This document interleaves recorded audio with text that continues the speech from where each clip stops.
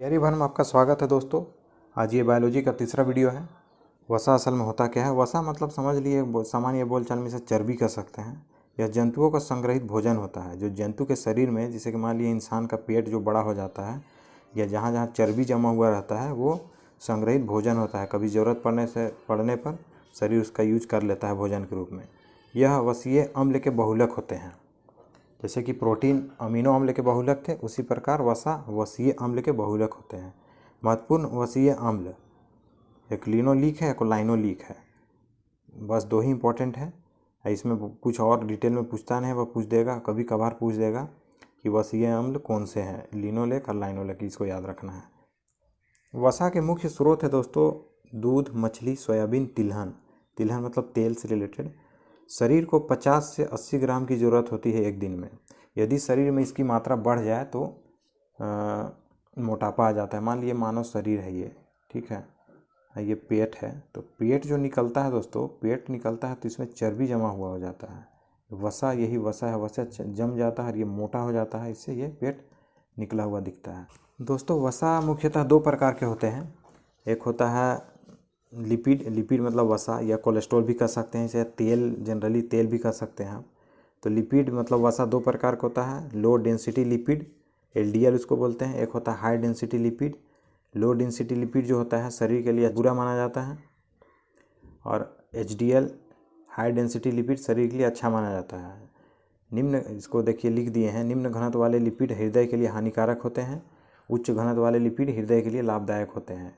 ये कैसे हानिकारक है और कैसे लाभदायक है उसके बारे में आइए देखते हैं दोस्तों। मान लीजिए ये ब्लड सर्कुलेशन के लिए ये नली है, यहाँ से ब्लड जा रहा है, ब्लड जा रहा, तो इसमें लो डेंसिटी मतलब निम्न घनत्व वाले ब्लड के ऊपर तैरने लगते हैं वसा, जो कोलेस्ट्रॉल इसको बोलते हैं वसा। अब जाते जाते इसमें, इसके दीवार में जो नाली का दीवार है उसमें लटकना शुरू हो जाता है, जमना शुरू हो जाता है। जम के, जैसे मान लीजिए इस तरह से नाली था, इसका इस पार्ट को हम दिखा रहे हैं, इस पार्ट को यहाँ पे।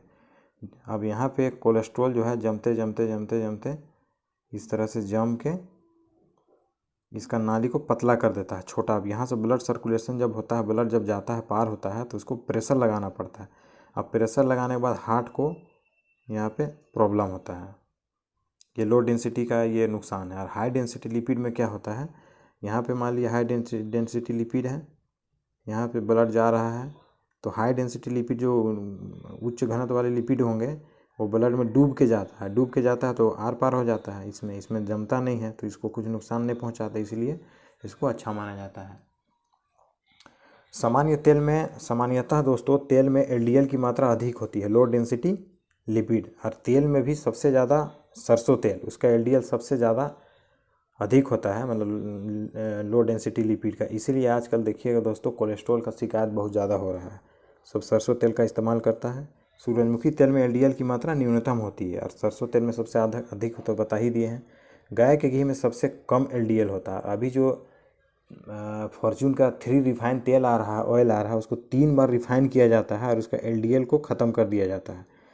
3 रिफाइन आ रहा है, 3 रिफाइन ऑयल, जैसे फॉर्चून का आता है, फॉर्चून का जो रिफाइन तेल आता है उसमें 3 बार रिफाइन करके एलडीएल को ख़त्म कर दिया जाता है, इसीलिए उसको 3 रिफाइन बोला जाता है। दोस्तों इतना जो आप देख लिए हैं, इसमें से अब इतना तो नॉलेज हो गया दोस्तों कि कभी भी अगर कोई घर का किसी पर्सन का आप कोलेस्ट्रॉल चेक कराएंगे तो उसमें पता चलेगा आपको कि एलडीएल एचडीएल का मतलब क्या होता है। एलडीएल और एचडीएल का, एलडीएल जितना परसेंटेज में होगा उतना अच्छा माना जाएगा, एलडीएल जितना होगा उतना बुरा माना जाएगा।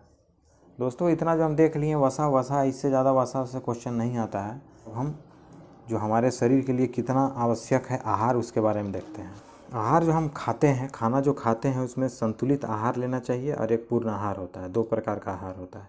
संतुलित आहार से तात्पर्य ऐसे आहार से है जिसमें कार्बोहाइड्रेट, प्रोटीन और फैट 4:1 के अनुपात में होता है। जैसे कि सामान्यतः दाल, चावल, घी को एक संतुलित आहार माना जाता है। इसमें कार्बोहाइड्रेट, चावल में कार्बोहाइड्रेट 4, प्रोटीन 1 और फैट 1, इस अनुपात में हमको खाना खाएंगे तो ये संतुलित आहार है। या इसको दूसरे शब्दों में ये कह सकते हैं कि मुख्य तत्व जो हम ग्रहण करते हैं उसे हम संतुलित आहार कहते हैं। मुख्य तत्वों में क्या क्या है दोस्तों? मुख्य तत्वों में हम पढ़े हैं कार्बोहाइड्रेट है, कार्बोहाइड्रेट है, प्रोटीन और वसा, ये मुख्य तत्व है। तो इसको जो हम ग्रहण करेंगे तो ये संतुलित आहार है। दूसरा होता है दोस्तों पूर्ण आहार। पूर्ण आहार का मतलब होता है ऐसे आहार से जिसमें शरीर के लिए आवश्यक सभी घटक उपस्थित हो, पूर्ण आहार कहलाता है। जैसे दूध और सोयाबीन को पूर्ण आहार की श्रेणी में रखा जाता है। पोषक तत्व जो हम खाना खाते हैं, जो भोजन लेते हैं, तो उसमें मुख्य तत्व ये हो गया कार्बन, प्रोटीन और फैट। इसको सिर्फ हम ग्रहण करेंगे तो ये हो गया संतुलित आहार। संतुलित आहार हुआ। और हम जब सूक्ष्म तत्व जिसमें विटामिन, मिनरल्स और वाटर भी अगर होगा तो उसे हम ये दोनों को जब मिला देंगे तो ये हो जाएगा पूर्ण आहार। इसमें विटामिन भी लेंगे, मिनरल्स भी लेंगे और पानी भी पिएंगे तो जाके ये पूर्ण आहार हो जाएगा, पूर्ण आहार के श्रेणी में आ जाएगा। जो हमारे शरीर के लिए ये छः तत्व इम्पोर्टेंट है दोस्तों। आज के लिए बस इतना ही दोस्तों। मिलेंगे अगले क्लास में। बायोलॉजी को अच्छे तरीके से पढ़ेंगे। बायोलॉजी में जो भी हम पढ़ेंगे उससे बाहर कभी भी क्वेश्चन नहीं आएगा किसी भी एग्जाम में, चाहे रेलवे हो, यूपीएससी हो, बीपीएससी हो, जेपीएससी हो, एमपीपीएससी हो, यूपीपीएससी हो, रेलवे हो, सेंट्रल एसएससी हो या स्टेट एसएससी हो, जो भी हम बायोलॉजी पढ़ाएंगे जितना क्वेश्चन आता है जहाँ से उसी को सिर्फ पढ़ाएंगे। बहुत हाई लेवल में पढ़ा के कोई फ़ायदा नहीं है, पढ़ के कोई फ़ायदा नहीं, चूँकि हमको नीट और पीजी और ये सब नहीं करना है। हमको तो बस एग्ज़ाम पास करना है। और जितना हम पढ़ा रहे हैं उससे बाहर क्वेश्चन नहीं आएगा। अगर जितना भी हम वसा तक पढ़ाए हैं आप क्वेश्चन उठा के देख लीजिए, आप कहीं से भी इससे बाहर नहीं आएगा। और लास्ट में जब पोषक तत्व ख़त्म हो जाएगा तो उसके बाद हम MCQ करेंगे, जो कि विभिन्न परीक्षाओं में जो आया हुआ है इससे रिलेटेड। तो मिलते हैं दोस्तों अगले वीडियो में। तब तक के लिए धन्यवाद। जय हिंद, जय भारत।